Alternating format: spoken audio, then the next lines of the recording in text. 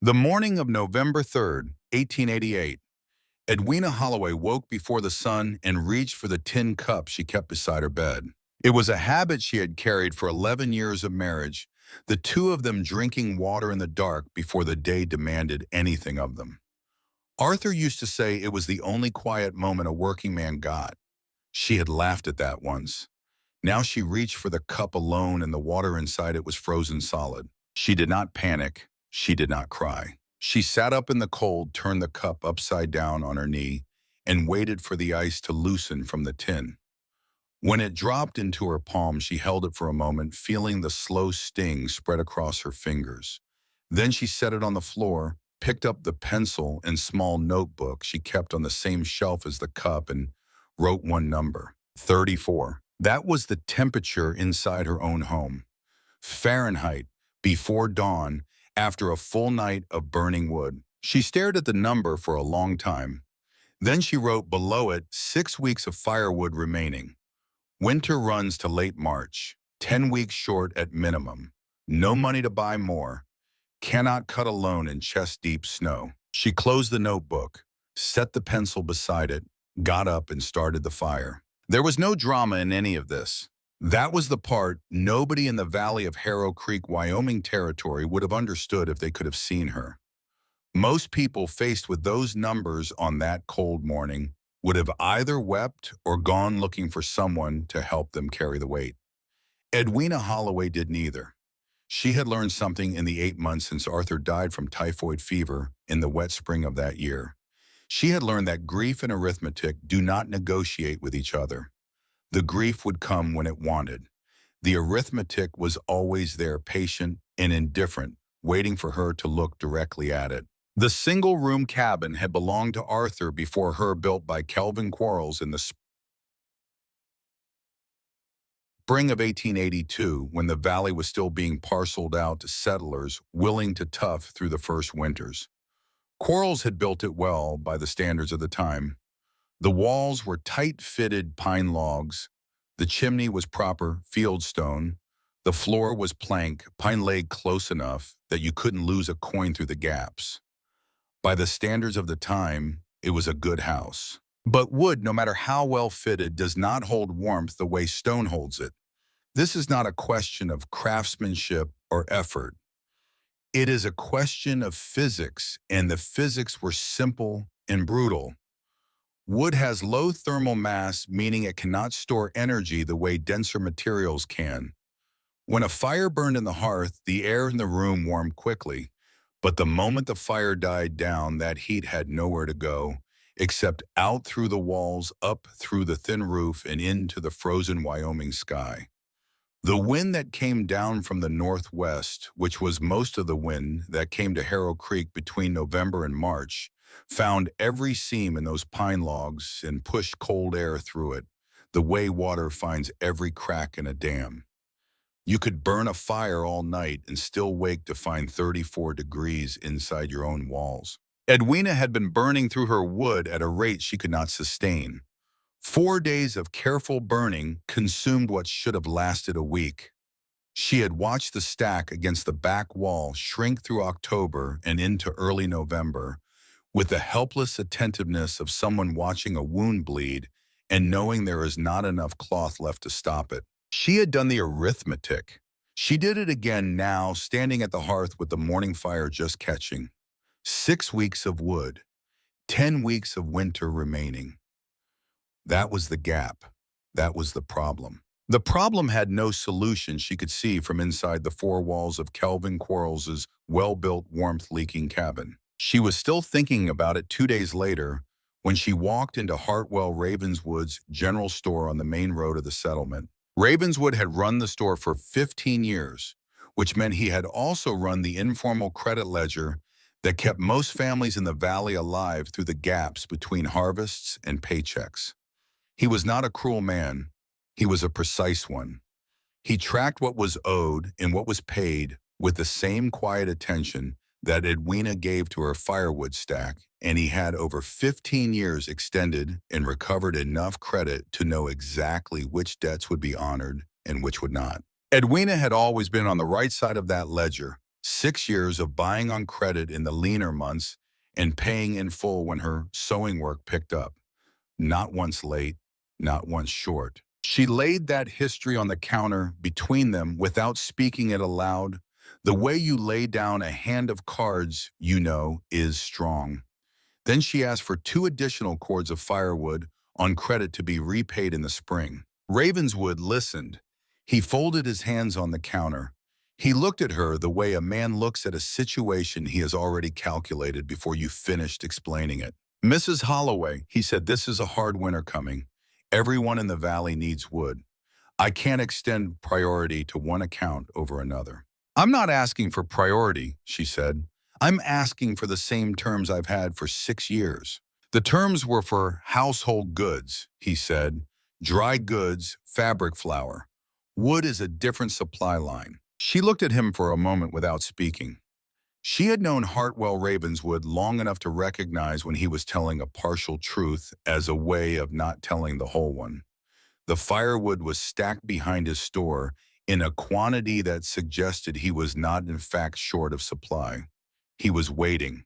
Prices for firewood in a hard winter climbed week by week. Men with large families and dwindling stacks came to a store owner's terms more readily in January than in November. "All right," she said. She picked up the small bag of flour and salt she had come in for.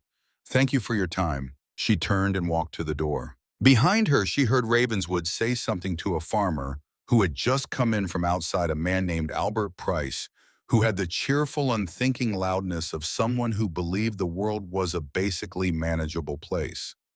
She heard Ravenswood say it in the low, matter-of-fact tone of a man offering an opinion he considered beyond argument. "That widow won't make it through February." She stopped walking. She did not turn around. The words moved through her like cold water. Not because they frightened her, but because they lit something in her chest that was sharper and more useful than fear. She had been calculating the problem of the winter for weeks with the cool focus of a woman who trusted numbers. But numbers alone do not get a person out of bed at 4 in the morning. Numbers do not carry a potato down a snow-covered hill in the dark. For that, you need something hotter. She stepped out into the November air and stood for a moment on the wooden sidewalk, the flour and salt under her arm, the cold finding her face. Then she walked home. There was a limestone outcropping 300 yards behind the cabin. It had been there since before anyone in the valley was born, a pale gray shelf of rock rising 30 feet above the valley floor, its base hollowed out by some ancient combination of water and time into a shallow recess. More overhang than true cave. It extended perhaps 12 feet back into the rock and ran 9 feet wide, and its opening faced southeast and away from the northwest winds that dominated the valley in winter. Edwina had used the space in summer to store milk. She had noticed without thinking much about it at the time that the air inside stayed cool, and even through the hottest July afternoons, that the temperature inside barely moved, while the temperature outside swung 20 degrees between noon and midnight. The limestone held something. She had not until now needed to know what. On the afternoon of November 7th, 4 days after the frozen cup and 2 days after the conversation with Ravenswood, she walked up to the outcrop with a candle, a blanket, and the borrowed thermometer she had picked up from the trading post that morning under the pretense of needing it for her sewing room. She was not, she told herself, making a decision. She was running a test. She lit the candle inside the recess. The flame stood nearly straight. The air was still. The walls were cool to the touch, but not biting, not the aggressive cold of the open air outside. She spread the blanket over the flat section of stone floor near the back of the recess and sat down and waited. She sat there for close to an hour. She was not thinking about firewood in any direct way. She was thinking in the particular unfocused manner of exhausted grief about the fact that she was 30 years old in 3 weeks, and that she had never in her adult life made a decision of any real consequence alone. Arthur had been there for all of it. He was not a domineering man, not the kind who overruled his wife's judgment, But his presence had been a kind of ballast, a counterweight to the uncertainty that lived in the back of every woman's mind in a settlement like Harrow Creek, where the distance between alive and not alive could close faster than help could arrive. She thought about what he used to say when she worried. "Edwina, you fret too much." He had meant it kindly. He had been wrong. Worrying done with precision and purpose was not weakness. It was the closest thing to planning that most people ever managed. After an hour, she stood up and walked to the opening of the recess and out into the night air. The difference was immediate. The outside air hit her face with the particular sharpness of Wyoming in early November, the kind of cold that has an edge to it that finds exposed skin and gets to work. The air inside the recess had not been warm exactly, but it had been inert, undecided, willing to stay where it was. She stood at the threshold for a moment with the candle in her hand. Then she went inside, picked up the blanket, and walked home. The test ran for 3 nights. Each night she went to the recess after dark, set the thermometer against the back wall where the limestone was thickest, and waited an hour before reading it. Then she walked back to the cabin where no fire had burned since late afternoon and read that thermometer too. The results did not surprise her because she had already suspected them. What they did was remove the last reason she had for doing nothing. Night 1, 56 degrees inside the recess, 31 in the cabin. Night 2, 58 in the recess, 33 in the cabin. Night 3, 57 in the recess, 34 in the cabin. She sat with those numbers in the kitchen of the cabin on the morning after the 3rd night. The fire was not yet lit. Her breath made small clouds in the air. She was wearing Arthur's wool coat over her nightgown, and her feet were cold even through 2 pairs of stockings because the pine floor had been cold all night, and the cold had moved upward through the boards the way it always did. She opened the notebook to a fresh page. Not a single piece of firewood burned in the recess across 3 nights. The rock itself had done the work. But here, the thinking stopped for a moment, because here was the question she had not let herself ask out loud yet. The one that lived at the center of this whole idea, like a stone in the middle of a stream that everything else had to flow around. What if she was wrong? Not about the temperatures, the thermometer was not wrong. But what if the temperatures were one thing and the reality of living in there through a real Wyoming blizzard was another? What if the tarp she planned to hang over the entrance failed? What if the ventilation she was counting on turned out to seal itself with drifting snow and she suffocated in her sleep and nobody came to find her because nobody in this valley had any reason to come looking? What if she woke up at 2 in the morning on the worst night of the year and the cold had found a way in that she hadn't anticipated, and there was no one, not one single living person close enough to hear her if she called out? She sat with that question for what felt like a long time. Then she looked at the numbers again, 58 versus 34. No wood burned in the recess, the stack against the cabin wall down to its last 6 weeks. She closed the notebook, and she got up and started carrying things. She moved carefully and without announcement. 3 evenings spread across the first week of November. The potato first folded and carried under one arm, then the small trunk of clothing and work things, the clay oil lamp, the extra wool blanket, a tin cup, a different one from the one that had frozen, this one with a handle that fit her hand in a way she liked. She did not move the sewing work that she kept in the cabin and walked to each morning because the light inside the recess was not enough for fine needlework. On the 2nd evening, she hung a tarred canvas tarpaulin across the opening of the recess. She had bought it 2 autumns ago for covering the woodpile in rain, and it was stiff with old use and smelled of pitch and outdoor storage. She fitted it so that a narrow gap remained at the top, no more than 3 inches across the width. The gap was deliberate. She had watched the candle flame on that first night and understood that the recess had its own air, its own circulation, and that closing it completely would be like putting a hand over a sleeping person's mouth. On the 3rd evening, she carried up a collection of river stones she had gathered from the creek bank over the past week. She arranged them in a ring just inside the entrance, a circle about 2 feet across. That night, she built her first fire in the ring, not a roaring fire, not the kind that eats wood with ambition, just a small, patient burn of dry branches that lasted about 40 minutes. She watched the limestone above the ring as the fire burned. The rock did not glow, it did not smoke. It simply sat there and absorbed. After the fire died, the recess was the same temperature it always was. But an hour later, it was 2 degrees warmer, and 2 hours after that, still warm. She lay on her potate, which she had raised 8 inches off the stone floor, on a rough platform of salvaged pine boards, and she thought about what she was learning. Cold air was denser than warm air. Cold air sank. Warm air rose. If she slept 8 inches above the floor, she was sleeping in a different layer of air than the one that sat on the stone.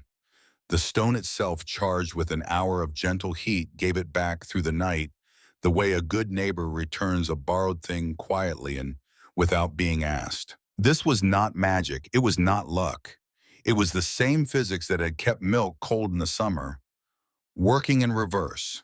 A week after she moved in, Wendell Osgood saw the tarpaulin. Wendell Osgood was a farmer, an occasional handlogger, who lived half a mile north of Edwina's property, and who possessed in roughly equal measure a loud voice and a strong opinion about how things ought to be done. He had been hauling cut pine down the road that morning when he happened to look across the field toward the limestone outcropping and saw the dark shape of the tarped entrance, and emerging from it into the early light, the figure of Edwina Holloway in her wool coat with a folded blanket under her arm. He did not call out to her. He watched for a moment. Then he continued down the road. By the time he reached the sawmill, he had already told 3 men. "Widow Holloway is sleeping in a hole in the rock," was how he put it, like an animal denning up for winter. The words moved through the settlement the way cold moves through a pine wall. By Sunday, there were variations on them in every kitchen in the valley. Harriet Fairbanks heard the story from her husband Thaddeus, who heard it at the mill, who repeated it to Harriet the way husbands repeat things they're not quite sure how to categorize neutrally, and with a slight raising of the eyebrows that let Harriet know he was waiting to see how she felt about it before he decided how he felt about it himself. Harriet had been Edwina's closest friend for 6 years. She had been there in the spring when Arthur died. She had brought food to the cabin every other day for the first month, sitting with Edwina through the particular silence of early grief, the kind that has no useful words attached to it and doesn't need them.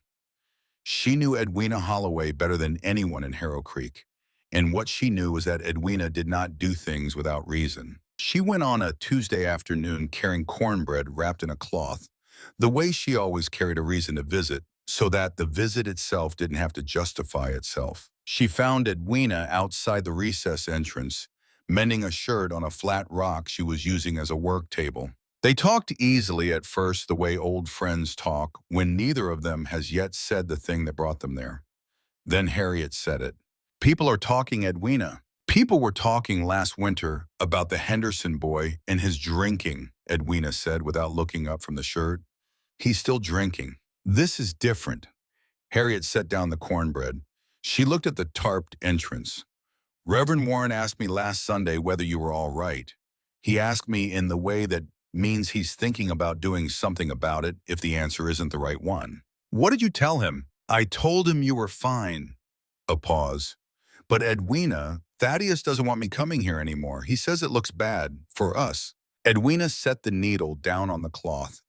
She looked at Harriet for the first time since the conversation had turned. She looked at her for a long moment.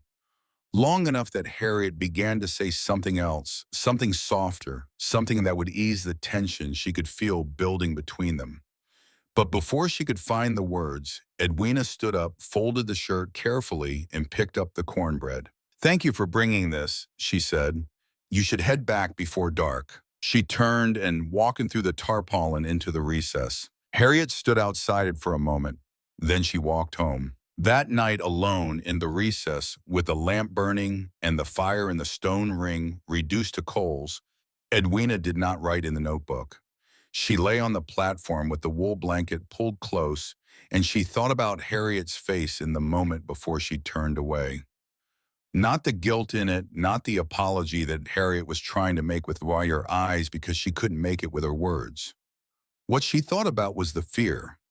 The particular fear of a woman in a settlement like this one who understood at some level her conscious mind didn't want to look at directly that a community's protection extended only as far as its approval, and that approval could be withdrawn for reasons that had nothing to do with whether you deserved it. She thought about Arthur. He had not been afraid, or rather he had not shown it. She had taken that for strength, had spent years quietly measuring her own visible fear against his invisible kind and finding herself wanting. But she was 30 years old in 3 weeks. She had survived 8 months of widowhood alone in a cabin that couldn't hold heat in a valley where the nearest real town was 2 days by horse. And she was not, she realized, afraid of the winter. She was not afraid of the rock or the cold or the neighbor's talk. What she was afraid of was dying in silence and having it look like surrender. She lay there a while longer with that thought. Then she took the notebook off the shelf beside the lamp and she wrote the next day's entries. Temperature 8 p.m. 53. Wind from the northwest.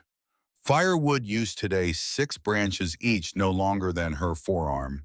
Stack remaining untouched by comparison to the cabin. She would not die in February. She had the numbers to prove it. What she did not have yet, and what she understood she would need before the real cold arrived, was time. Time to finish the work she had started. Time to get the recess fully prepared before whatever the Wyoming sky was building out to the northwest finally came down on them. She could not predict when that would be, but she could watch for it. 3 days after Harriet's visit on a Thursday evening in mid-November, Kelvin Quarles called a meeting in the back room of Ravenswood's store.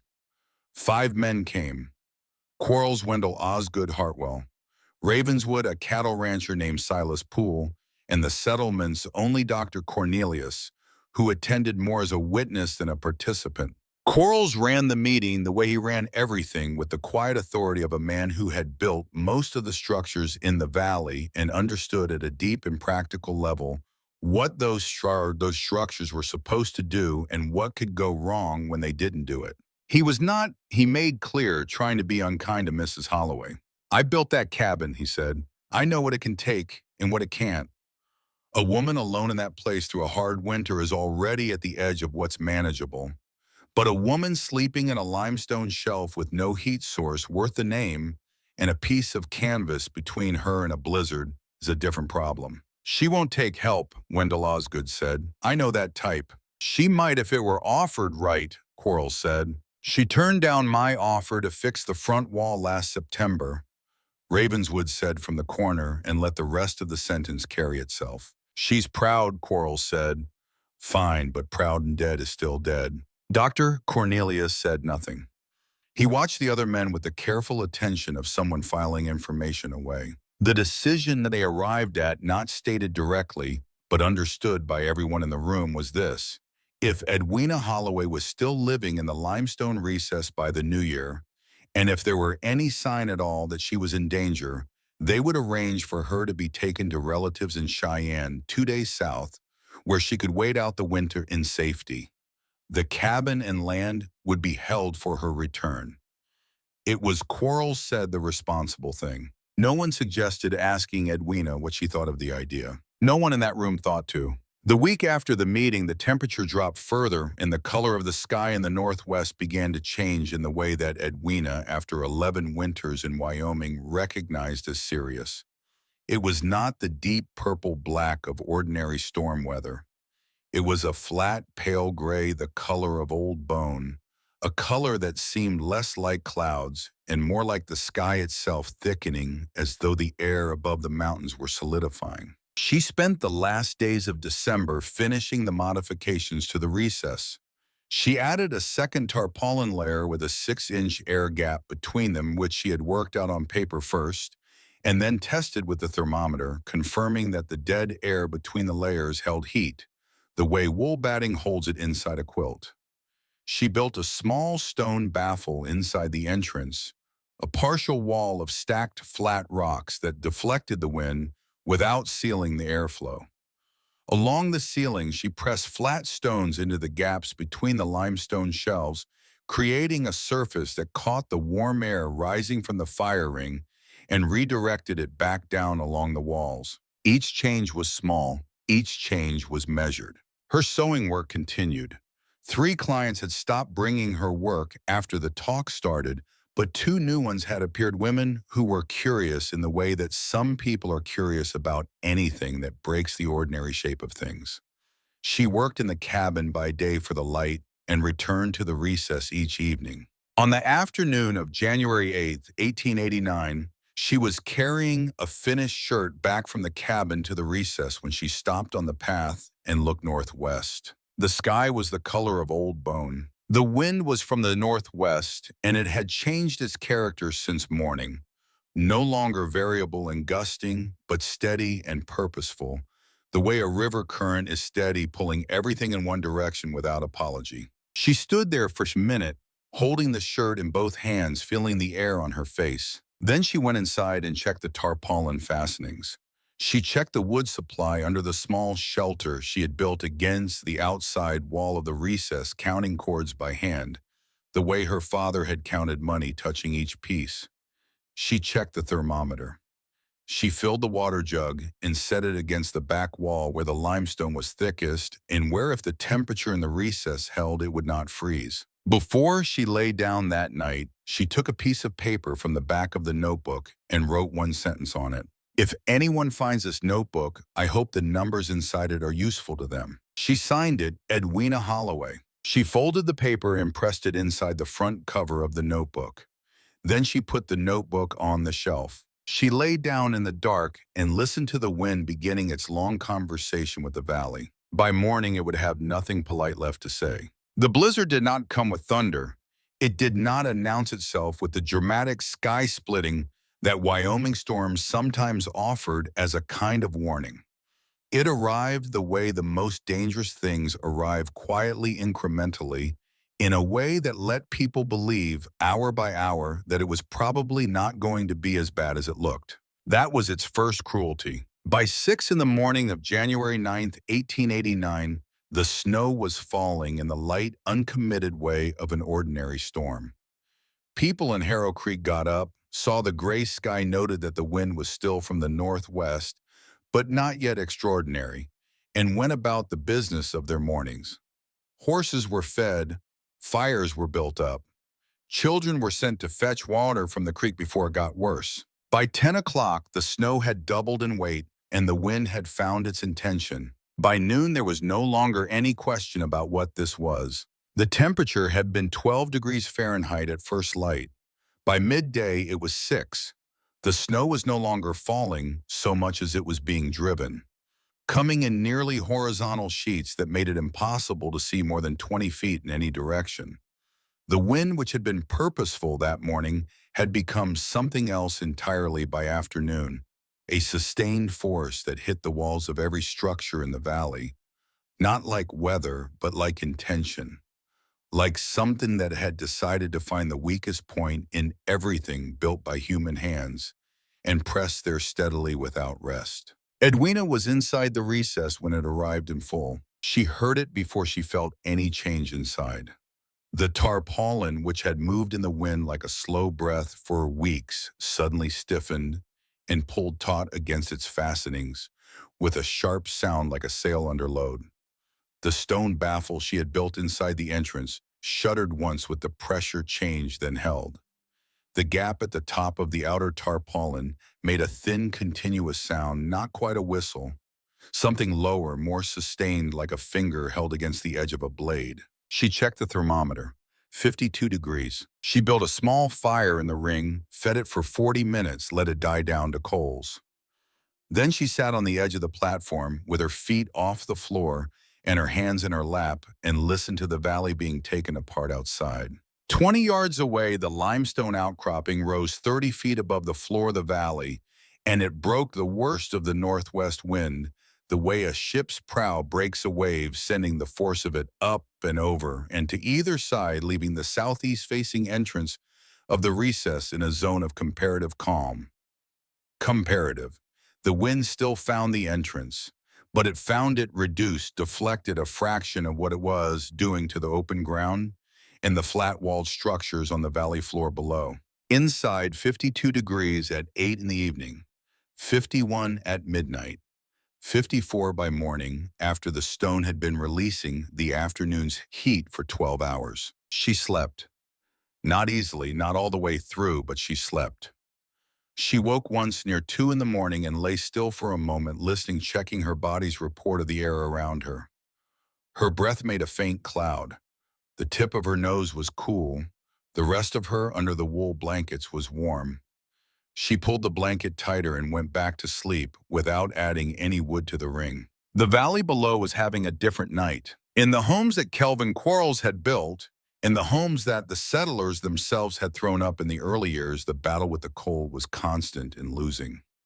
Fireplaces that had drawn well all fall began to push smoke back into rooms as ice formed in the flues and narrowed the draw. Families kept fires burning through the night because letting them die meant waking to temperatures that could drop past 20 degrees inside four walls, and past 20, the risk was not comfort. It was survival. Wood that had been stacked outdoors and covered was now buried under drifts and partially wet from the snow that had found its way into every gap in the coverings. Green wood burned with more smoke than heat. Children slept 3 to a bed under every blanket the house contained.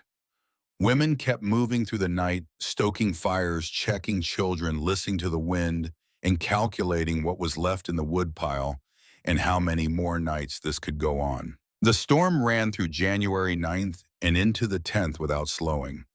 On the morning of the 11th, it seemed briefly to hesitate, and 3 men in Harrow Creek made the mistake of going outside to deal with livestock and found themselves in conditions that sent 2 of them back inside with the beginning stages of frostbite on their hands and faces.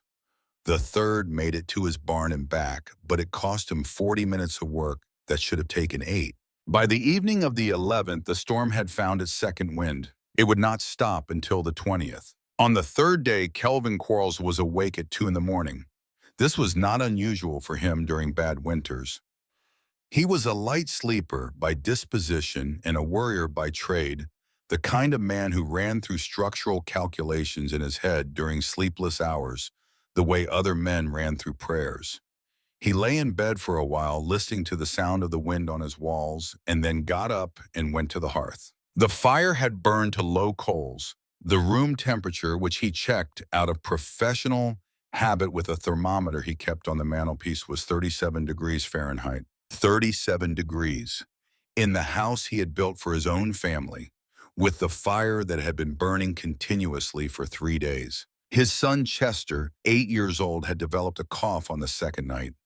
Not a deep cough, not the kind that brought Dr. Cornelius out in bad weather, but a persistent, shallow one that Quarles recognized as the work of smoke.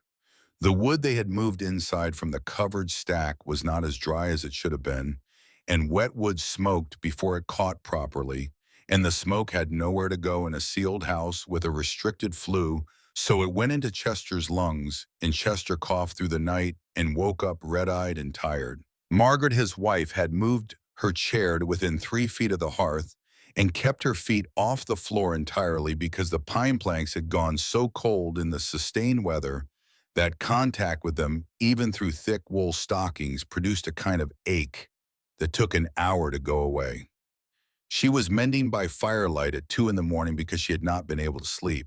Quarles stood at the hearth and looked at the room he had built with his own hands and his own knowledge by every standard of good construction he had accumulated over 25 years of work. And the room was 37 degrees with a fire in it. He thought about the limestone outcropping. He thought about the tarped entrance and the woman who had hung it there. He thought about the meeting in Ravenswood's back room, about the words he had said, with the confidence of a man who knew what he was talking about. A piece of canvas between her and a blizzard. He put on his coat and went outside. He stood on the porch for perhaps 2 minutes, which was about as long as a man could stand on an unprotected porch in those conditions without beginning to lose feeling in his face. The wind hit him like a closed fist.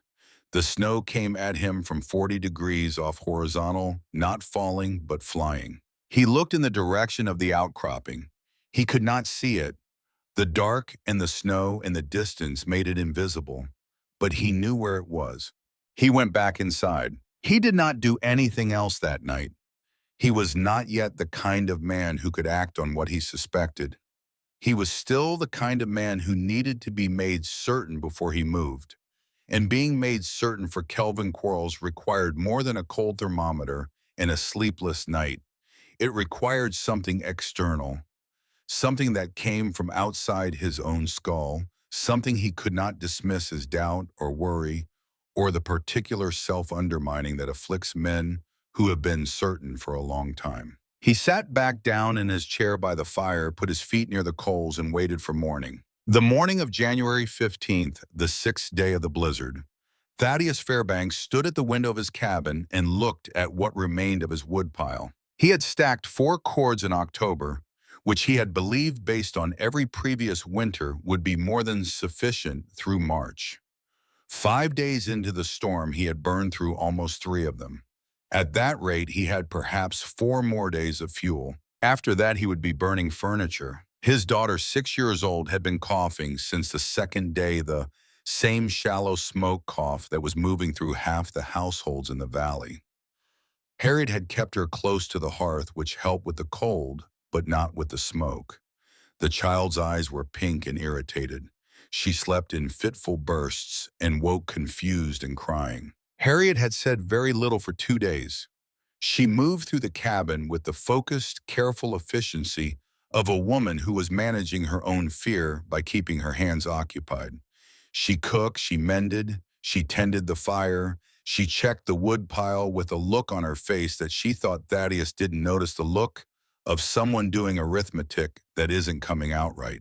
On the morning of the 15th, Thaddeus came back from checking the woodpile, and Harriet turned from the hearth and looked at him, and whatever was in his face confirmed whatever she had already calculated. She said, "You need to go to Edwina's." He looked at her. "In this, not to check on her."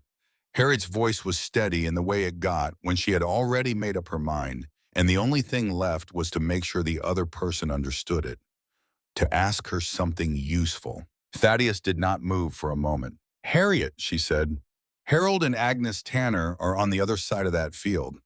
They're 70 years old and they've been in there alone since this started." That was the thing she'd been not saying for 2 days. She said it now because it needed to be said, because leaving it unsaid was a way of pretending the possibility didn't exist, and Harriet Fairbanks was done pretending. Thaddeus pulled on his coat. He wrapped a scarf around his face twice. He pulled his hat down to his eyebrows. At the door, he stopped. He stood with his hand on the latch and looked back at Harriet and the child near the hearth and the low-burning fire that had eaten nearly 3 cords of wood in 5 days. "I was in Quarles's meeting," he said, "back in November. I sat there and I didn't say one word to stand up for her." Harriet looked at him. "I know," she said. He opened the door and walked out into the storm. The distance from his cabin to the limestone outcropping was not quite half a mile. He had walked it 100 times in ordinary weather without thinking about it. In the blizzard, it became a different kind of distance, the kind that is measured not in yards, but in decisions.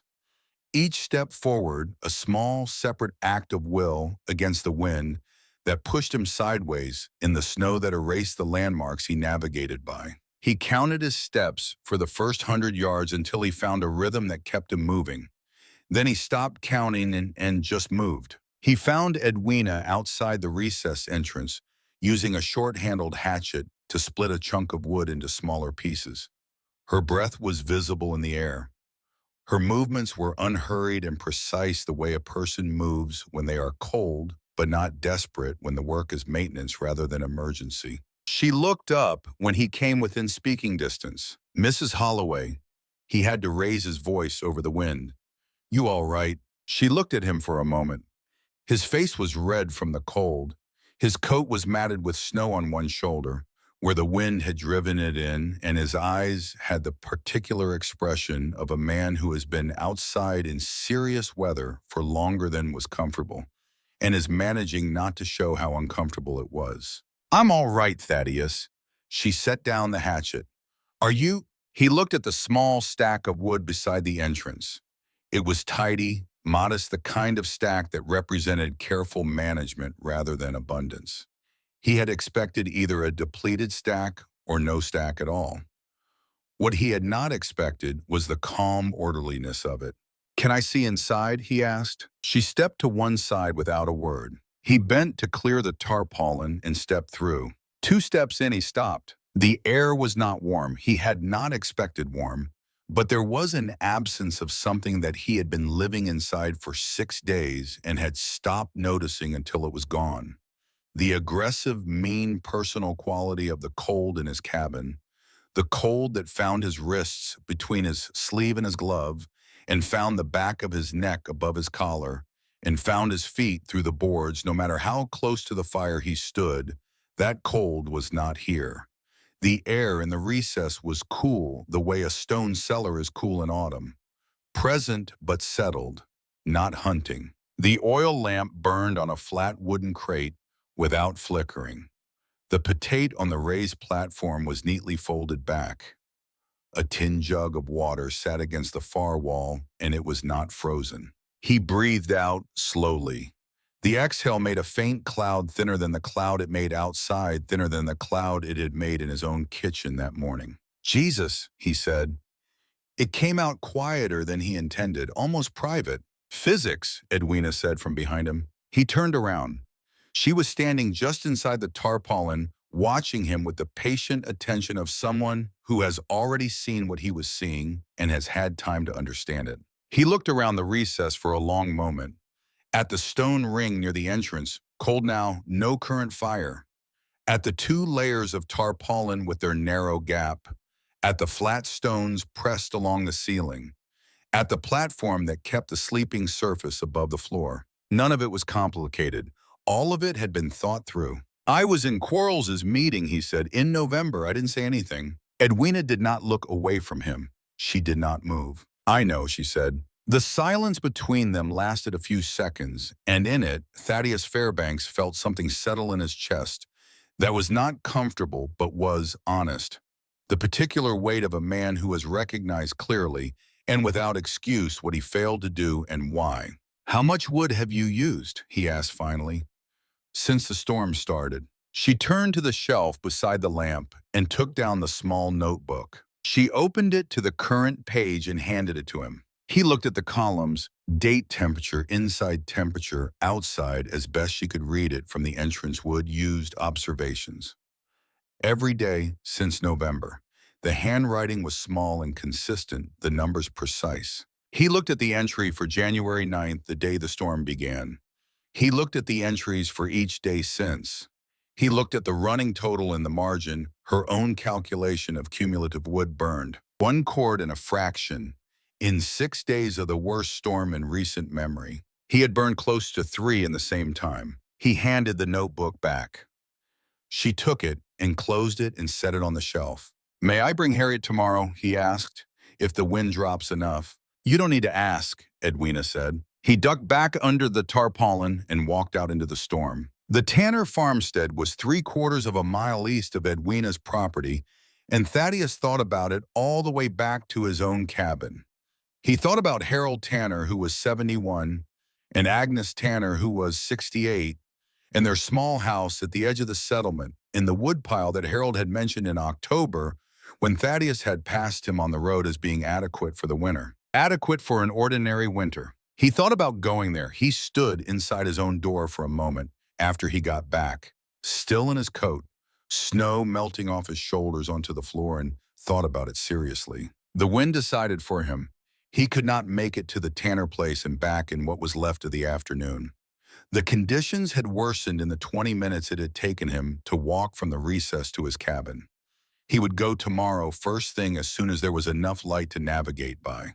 He told Harriet what he had seen, not the physics of it, not the technical explanation. He told her about the notebook, about the entries going back to November, about the water jug that wasn't frozen. Harriet sat down. She was quiet for a moment. Then she said, "She knew." She had already figured it out before the storm. She'd been measuring since November. Harriet looked at her hands on the table. She looked at them for a long time. That night, the storm doubled back on itself in the way of great blizzards, which do not travel in straight lines, but circle and return, drawing cold air down from elevations that most people in the valley could not name and had never seen. The temperature outside fell to -14, then -19. Then before dawn on the 16th to -23 degrees Fahrenheit, which was by the measurements Dr. Cornelius later recorded in his case notes, the coldest temperature registered at ground level in that valley in living memory. Inside the recess, 50 degrees. Edwina woke, checked the thermometer by lamplight, wrote the number in the notebook, and went back to sleep. In the morning of January 16th, Thaddeus and two neighbors went to the Tanner farmstead. The door was unlocked. Harold and Agnes Tanner were in their bed. They were lying on their backs, Harold's right hand and Agnes's left hand resting close together on the blanket between them, not quite touching the way two people's hands come to rest when they have fallen asleep side by side many times over many years. The fire had been out for a long time. The room temperature, which Dr. Cornelius recorded when he arrived 2 hours later, was 18 degrees Fahrenheit. Cornelius wrote in his notes, "Cause of death hypothermia." The settlement used a different word. They said the cold had taken them. It was the same thing stated in the language of people who prefer not to name the mechanism directly, when what they mean is that two people they knew had died in their own home because the cold had come faster and stayed longer than the wood they had could answer. Thaddeus walked back from the Tanner place without speaking. His two neighbors walked beside him without speaking. They went back to their separate homes. Harriet was at the hearth when Thaddeus came in. She looked at his face. She did not ask the question out loud because his face had already answered it. She looked at their daughter asleep near the fire with a blanket tucked around her. She thought about Edwina's notebook, about the entries going back to November, about the decision Edwina had made in the dark of early November with a thermometer and a candle, and no one to tell her she was right. She thought about the afternoon she had stood outside the recess entrance and told Edwina that people were talking, that Thaddeus didn't want her coming anymore, that she had a family to think about. She sat with that for a long time. Across the valley, Kelvin Quarles was sitting with his own version of the same silence. He had heard about the Tanners by mid-morning. News moved through the storm on whatever currents it could find from window to window, door to door, passed by the people who had gone out into it and come back with something that couldn't stay inside them. He sat in the chair by the hearth and he thought about 25 years of building, about every house he had built in this valley, the notched log walls, the fieldstone chimneys, the plank floors, about the families inside those houses right now burning through their wood at rates they had not planned for the temperature, inside those houses hovering at levels that he had believed when he built them would be unthinkable. He had told himself in the meeting in November that he was acting out of responsibility, that he understood how buildings worked and what kept people alive inside them and what didn't, that he was trying to protect a woman who was making a mistake. Harold Tanner had lived in a house he had built. Agnes Tanner had lived in a house he had built. He sat there and let that settle. He sent Chester to the recess that afternoon. Not himself. Chester was 8 years old and small, and the practical reason Quarles gave himself was that the boy was light enough to move through the snow quickly. The real reason was that Quarles was not yet ready to go himself, and he understood that about himself without being able to change it in the short span of one afternoon. Chester came back 20 minutes later, cheeks, red eyes bright, with the particular brightness of children who have been somewhere interesting. "Pa," the boy said, unwinding his scarf in the doorway. "It's warm in there." "What do you mean warm?" "I mean warm, not like in here, different warm. Mrs. Holloway gave me a piece of cornbread." Quarles looked at his son's face. Uncomplicated, honest reporting, exactly what he had observed. "She looked fine," Quarles asked. "She looked fine. She was reading a book." Quarles turned back to the fire. Margaret, from the chair where she had not moved in 2 days, said nothing. She was watching her husband, and she understood because she had been watching him for 22 years that he was working something out. She gave him the room to work it out. The storm ran on. On the 18th day of January, the wind dropped for the first time since the 9th. Not gone, not calm, but reduced, pulling back from its sustained assault to something closer to ordinary bad weather. Several men went outside that afternoon to assess damage.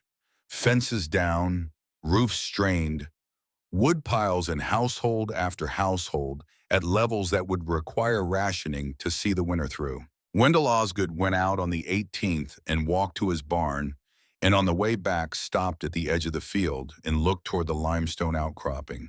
The entrance was visible from there.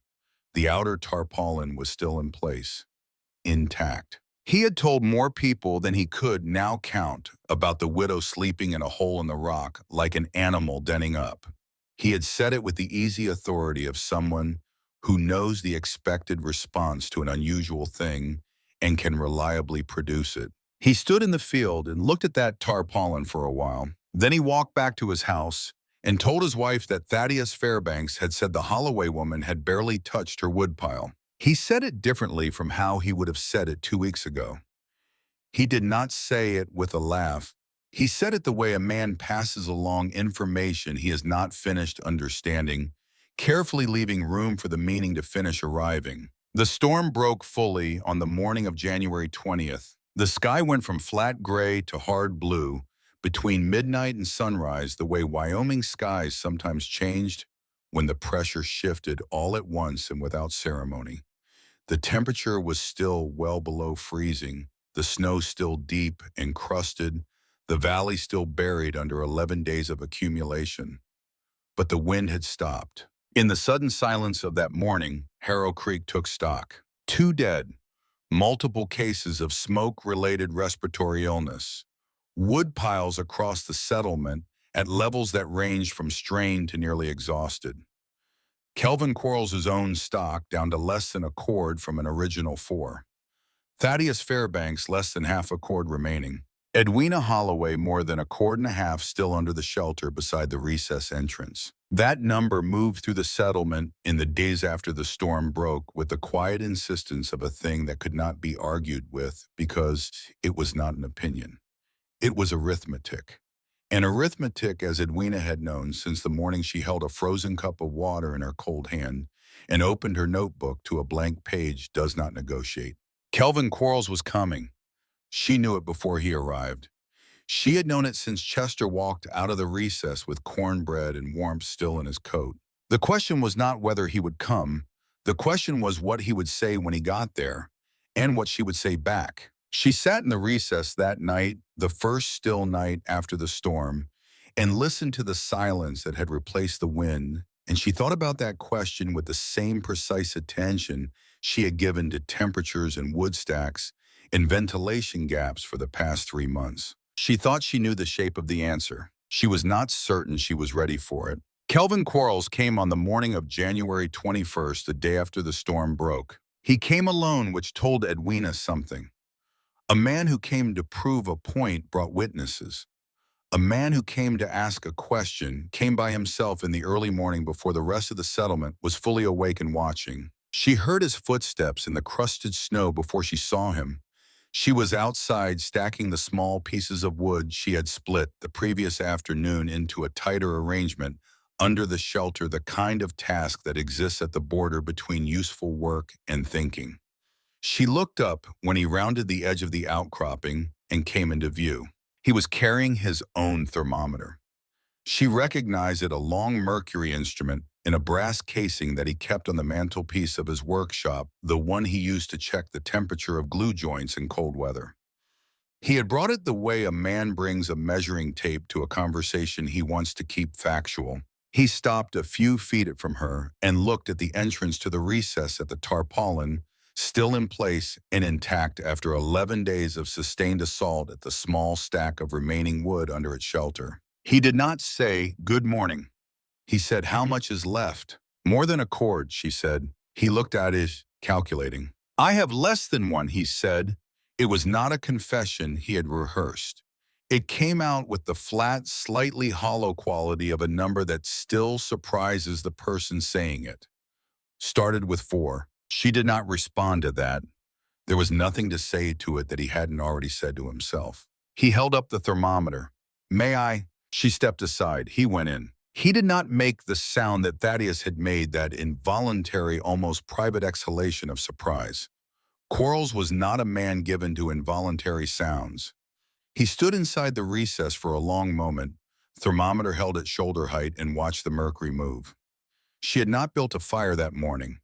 The outer tarpaulin admitted a thin stripe of pale January sunlight across the stone floor, not enough to warm anything enough to see by. The mercury settled. He looked at it for a long time. 51 degrees. Outside, the air was 20 degrees Fahrenheit. He looked at the stone ring near the entrance, cold and dark. He looked at the ceiling with its flat stones fitted into the gaps. He looked at the raised platform, the tarpaulin layers, the careful baffle of stacked rock inside the entrance. He moved slowly through the space the way a builder moves through a structure, reading it, understanding the decisions behind each element, not as ideas but as solved problems. Edwina stood at the entrance and watched him. He turned finally and looked at her. His face had the particular quality of a man who has arrived at the end of a calculation he did not want to run. "My boy Chester was coughing for 8 days," he said. "Smoke. The wood was wet. Margaret's feet." He paused. He looked at the floor of the recess. "I built 41 houses in this valley." She said nothing. Every one of them went through that storm the same way mine did. The silence held for a moment. "Chester Quarles," Edwina said quietly. "Is he better now?" "Getting there." Quarles looked up. "The cough is almost gone." "Good." Another silence. Outside, somewhere across the valley, a horse was moving through the snow with the heavy rhythmic effort of an animal pushing through something that resists. "Show me how you place the stones in the ring," Quarles said. It was not an apology. They both understood that. It was not an admission stated in words, because Quarles was not built for admissions stated in words, and Edwina had known that about him long before November. It was the next thing, the practical, forward-facing thing that a man does when he has accepted something and wants to move past the accepting into the doing. She showed him. Not quickly, not as a performance. She crouched beside the stone ring and walked him through the placement, the gap between the stones that allowed air to reach the base of the fire, the flat capstones that concentrated the heat upward into the limestone above, rather than letting it scatter sideways. He watched without interrupting. He did not take notes. Builders of his generation carried measurements and methods in a different place than their pockets. When she finished, he stood up and looked at the ring for a moment. Then he said, "The notebook. Thaddeus told Harriet you had records going back to November." She went to the shelf beside the lamp and took it down. She opened it to the first entry. November 3rd, the morning the cup had frozen. She held it out to him. He took it. He did not read it quickly. He turned the pages, slowly stopping at the entries with multiple observations, reading the columns of temperatures and wood quantities in wind directions with the attention of a man reading a set of plans. His face did not change expression, but something behind his eyes did, something that had been set at one angle over many years and was in this moment being moved. He reached the last entry, January 20th, the day the storm broke. He looked at the final numbers for a long time. Then he closed the notebook and held it back out to her. She did not take it. "Keep it," she said. He looked at the notebook in his hand, then at her. "You need it more than I do," she said. "I already know what's in it." He stood there for a moment with the notebook in his hand, and Edwina watched him understand what she was giving him and why, and what it meant that she was giving it freely without condition or accounting to the man who had sat in Hartwell Ravenswood's back room and arranged to have her removed from her own land. He put the notebook in his coat pocket. "Thank you," he said. It was 2 words. In Kelvin Quarles's vocabulary at that moment, they carried the weight of a much longer sentence. He left. She watched him walk back across the snow toward the valley, the notebook in his coat, his footsteps deliberate and straight. She stood at the entrance of the recess for a while after he was gone, feeling the cold on her face and the warmth at her back, and she thought that sometimes the most important things that happen between people happen almost entirely in silence, in the space between what is said and what is understood. Hartwell Ravenswood came 2 weeks later, in early February. He arrived in the afternoon on a day when the cold had eased enough to make travel reasonable, and he came the way Ravenswood always came to things, with a purpose already formed and a transaction already outlined in his head. He stood outside the recess entrance and called her name rather than ducking under the tarpaulin, uninvited, which was for Ravenswood a form of courtesy. She came out and stood in the thin February sunlight. He looked at her the way he had looked at her in November, the assessing look, but something in the assessment had shifted. The certainty that had been behind it in November, the casual certainty of a man who considered the outcome already known, was gone. What was behind it now was something more like recalculation. "I wanted to ask," he said, "whether you had thought about formalizing what you've done here. The method, the design, I could sell it as a kit of materials. The tarpaulin setup, the stone specifications, the platform dimensions. There are families coming into the territory every spring. They need to winter somewhere, and they need to know how." Edwina looked at him without speaking for a moment. She thought about November 7th, when she had stood at his counter with 6 years of reliable payment behind her and asked for a credit extension she had more than earned. She thought about walking out his door and hearing in his perfectly level voice that she would not make it through February. This was February. She was standing in it. "I'm not selling anything, Mr. Ravenswood," she said. He waited. "Anyone who wants to know how I did it can come ask me," she said. "I'll tell them for nothing." He looked at her for a moment. The recalculation ran its course. He was not a man who wasted energy on situations that had resolved themselves past the point of negotiation. "That's your choice," he said. "It is," she said. He nodded once, turned, and walked back toward the road. She watched him go. She felt in watching him something that was not triumph and not contempt, but something quieter and more durable than either. She had outlasted his prediction. She had not needed his terms. And she had nothing she needed to prove to him about any of it, because the proof was already everywhere in every household in the valley that was now 1 month past the worst storm in memory and still intact. That was enough. The people who came to ask in February and March came without announcement. They arrived the way people arrive at a place they have decided to go only after considerable private resistance, without making a thing of the arrival, often framing the visit as something adjacent to its real purpose.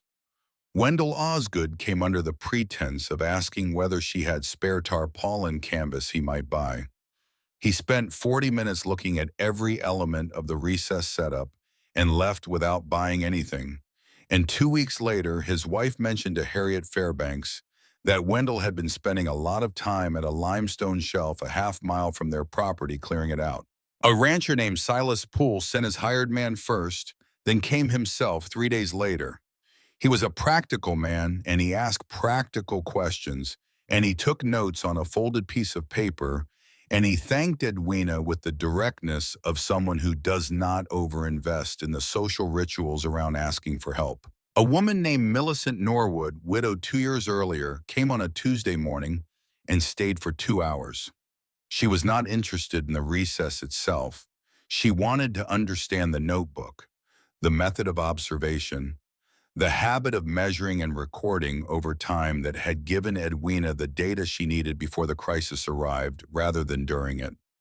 They talked at the entrance of the recess until the cold made standing still uncomfortable, and then they went inside and continued talking, and Edwina showed her the entries from November and explained how each week's observations had changed what she planned for the next week. Millicent Norwood, who had been described by her late husband's family as impractical and given to ideas, went home and started her own notebook. Harriet came in early March on a morning when the snow had begun to show the first faint signs of the exhaustion that precedes the thaw, a slight softening at the surface in the hours after noon that was not yet melting but was something adjacent to it.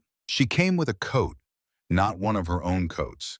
A coat she had made specifically cut from good dark wool she had traded eggs for in January, fitted to Edwina's measurements from memory, the way a woman fits a garment for someone she has dressed beside for years. She did not say anything when she handed it over. She placed it across Edwina's shoulders from behind the way you settle a coat on someone who is already standing, and then she stepped around to face her. Edwina looked at the coat. She ran her hand along the lapel. It was well made. Harriet was a better seamstress than Edwina in the details and the fine finishing work, and Edwina could see that in the lapel and in the way the collar sat. She looked at Harriet's face. Harriet said, "I was wrong." 3 words. Stated simply without elaboration or self-extenuation, without the softening qualifications that make an apology easier for the person giving it and less true for the person receiving it. Edwina looked at her for a moment. Then she said, "Come inside. The fire's been going for an hour." They sat in the recess and drank tea from tin cups and talked in the way of people who have known each other long enough to move past what is difficult and find the place on the other side of it. They did not discuss November directly. They did not go back over what Harriet had said at the entrance that afternoon or what Edwina had said in return. Those things had been said and heard and settled in the way things settle when both people involved are too honest to pretend and too tired of pretending to keep doing it. They talked about Harriet's daughter who had recovered fully from the cough. They talked about the Tanner place, which the settlement was maintaining until a decision could be made about what to do with it. They talked about the spring, which was coming, and about the kind of spring that follows a winter, like the one they had all just lived through, which tends to arrive with a particular forcefulness, as though the earth, having been held down for so long, comes back harder. When Harriet left, she hugged Edwina at the entrance of the recess briefly and without ceremony, in the way of women who have been close for a long time and do not need to make a production of physical affection to mean it. Edwina stood at the entrance and watched her walk down toward the valley until the slope of the land took her out of sight. The spring of 1889 brought the kind of energy that large winters always bring behind them, a communal urgency to rebuild and repair and reconsider that made people move faster and talk more directly than they ordinarily would. Fences went back up, roofs were resealed, wood piles universally were being reconsidered in terms of how they were covered and how they were stacked and how much reserve was genuinely adequate versus how much had merely felt adequate before January. Kelvin Quarles built a house for the Kowalski family that spring, a Polish immigrant couple who had arrived in the valley the previous autumn and were renting a room from the Pools while their own place went up. The house he built them looked from the outside like every other house he had built in 25 years. Good pine log walls, proper fieldstone chimney, plank floor. Inside, against the north wall, he built a second wall. Stone, 18 inches thick, floor to ceiling, running the full length of the main room. He built a hearth into this wall rather than against an exterior surface so that the fire burned against a mass of stone that would hold the day's heat and release it through the evening and the night. He told the Kowalski family it would improve the draw efficiency of the flue. This was true. It also did something else, something Quarles did not explain, and the Kowalski family would not have had the vocabulary for yet, but would understand thoroughly by the following February, when the first hard cold came, and their house held steady warmth through the night on half the wood their neighbors burned. Nobody called it Quarles's wall. Nobody called it the Holloway method. It had no name. It was just the way some houses in the Harrow Creek Valley started being built quietly and without announcement beginning in the spring of 1889 and continuing for years afterward. Edwina noticed it. She noticed it in the way of a person who is not looking for recognition and therefore is free to see the thing itself rather than the credit. She noticed that the knowledge she had gathered in silence, measured in a small notebook through a dark November, had moved into the world in the way that genuinely useful things move not through argument or advocacy or public demonstration, but through the simple arithmetic of results. In the spring of 1891, 2 years after the storm, Edwina sold the cabin. She had thought about it for a long time. The cabin was Arthur's in the sense that he had chosen it and built his life toward it, and for a long time after his death, it had carried the weight of that. Leaving it had felt in the first months like a second abandonment, like choosing to be gone from the last place where his presence was still physically legible in the dimensions of the room and the height of the shelves, and the particular way the door had to be lifted slightly on its hinges to close properly. But she had slept in the limestone recess for 3 winters now, and something had shifted in that time. Not forgetting. Something more like reorientation. The recess had been hers in a way. The cabin never fully had been built to her understanding of what she needed, shaped by her observations and her calculations, and her willingness to sleep alone in the dark and trust what the rock told her. And the house she was going to build now would be hers in the same way, fully and without qualification. She paid the remaining mortgage with the sale proceeds. With what was left, she bought the land around the outcropping outright. Quarles helped her build. She had not asked him to. He had appeared on the first day of construction with his tools and 2 men and no explanation, and she had looked at him for a moment and then put him to work. The house took 1 full season to build properly. The sleeping and living quarters extended 8 feet back into the hillside, backed by solid limestone bedrock. The earth of the hillside itself packed around the excavated portion, a natural insulation against the deep cold that no above-ground wall could match. The front section faced south, framed in pine with wide windows to admit the low winter sun which traveled across the south-facing glass from mid-morning to late afternoon and left its warmth in the stone walls behind it. The structure had no single brilliant innovation. It was a collection of understood things applied with precision and patience. The south-facing glass, the thermal mass of the embedded stone, the earth insulation around the buried portion, the careful attention to where air moved and where it was meant to stay. None of it was new. What Edwina had done and what the house embodied was pay close enough attention to actually use what was already known. When it was finished, she stood in the main room in the last light of an October afternoon and felt the warmth in the stone walls that had been gathering since mid-morning and was now releasing into the air around her. And she thought that this was what she had been trying to make since November of 1888.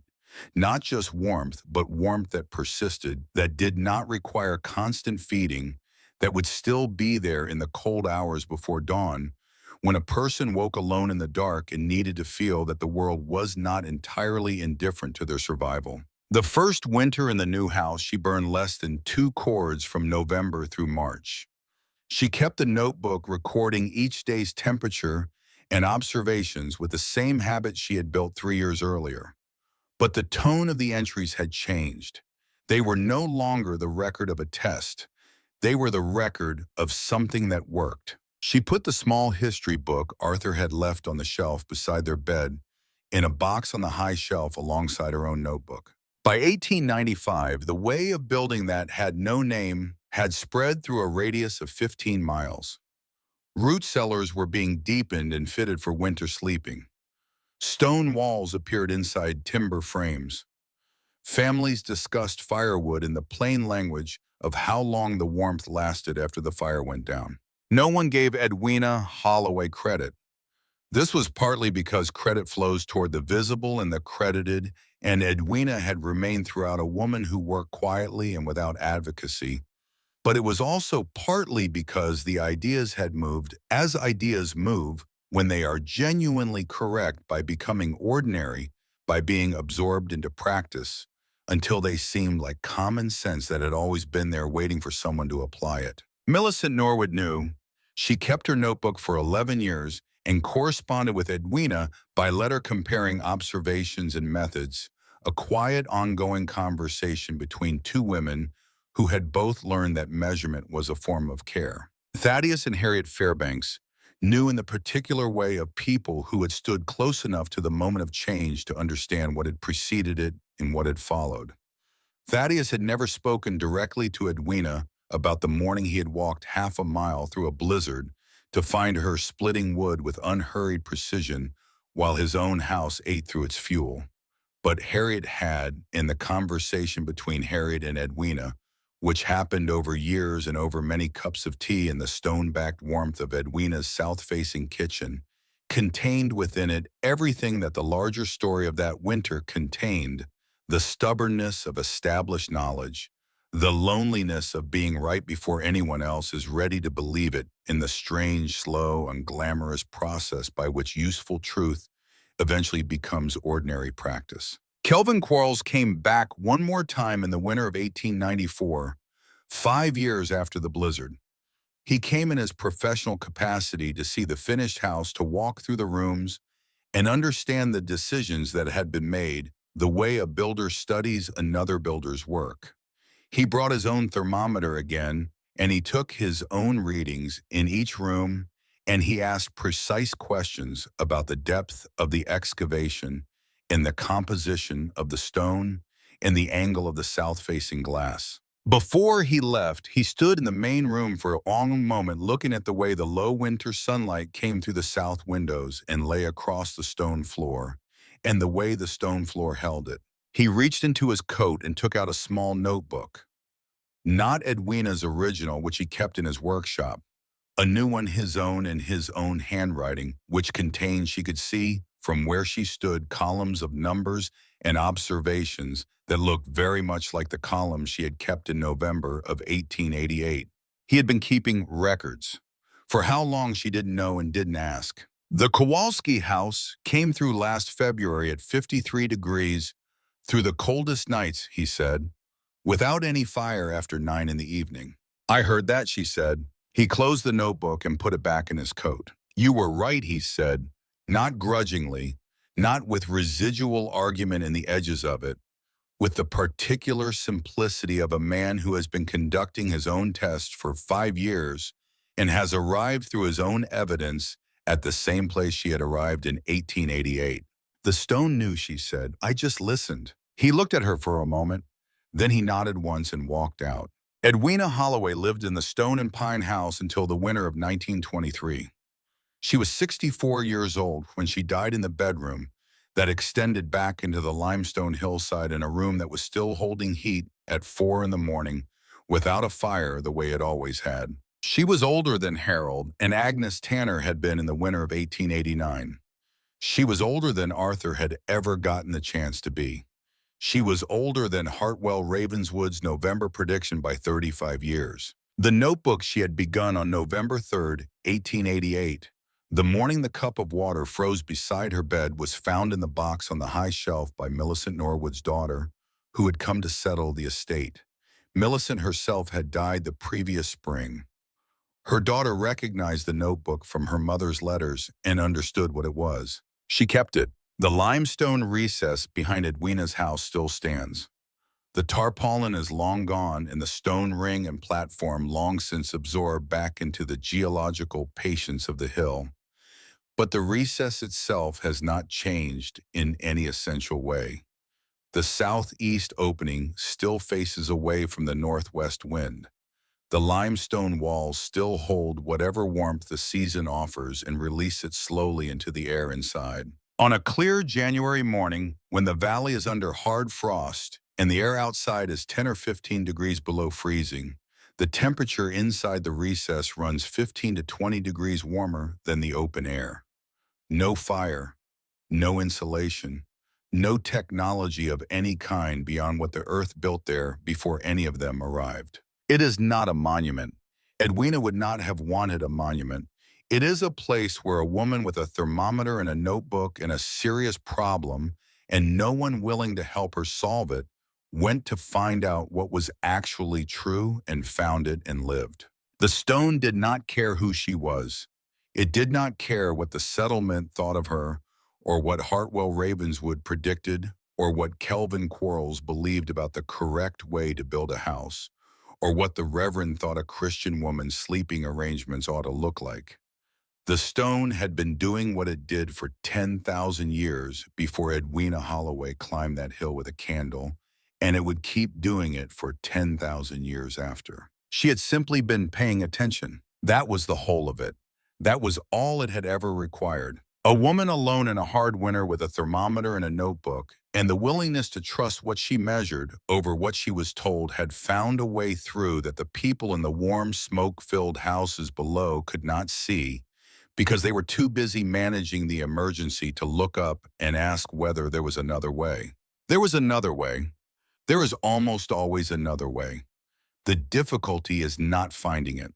The difficulty is being willing to look for mud in the places where no one is already looking, in the cold and the dark, in the silence where the answers sit and wait with the patience of stone.